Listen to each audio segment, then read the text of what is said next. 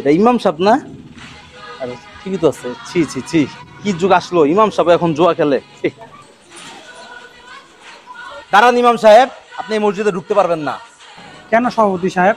কেন সেটা আপনি জানেন না? আপনার মতো জুয়াখোর ইমামের পিছনে আমরা নামাজ পড়বো না। বের হয়ে যান আপনি মসজিদ থেকে। আমরা নতুন ইমাম রাখবো এই মসজিদে। ঠিক আছে সভাপতি সাহেব। আসসালামু আলাইকুম সভাপতি সাহেব। ওয়ালাইকুম সালাম।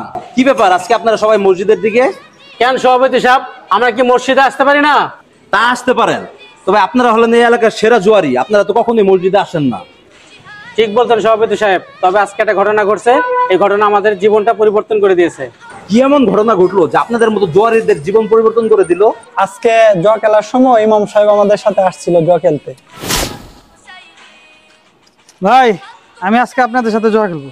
কি ব্যাপার ইমাম সাহেব, মসজিদের বেতনে কি সংসার আর চলে না নাকি? বসেন ইমাম সাহেব বসেন, আসেন খেলি। আপনারা কি জাহান্নামে যেতে চান? না ইমাম সাহেব, আমরা তো কেউ জাহান্নামে যেতে চাই না। আপনারা জানেন না, জুয়া খেলা মুমিন বান্দাদের জন্য শয়তানের পাতা একটা জাল, আর এই জালে যে একবার পড়ে তাকে সে জাহান্নামে নিয়েই ছাড়ে। ইমাম সাহেব, এই জিনিসটা তো আমরা কখনো ভেবে দেখিনি, আজকে থেকে আর আমরা জুয়া খেলবো না। কি বলতেছেন আপনারা এইসব?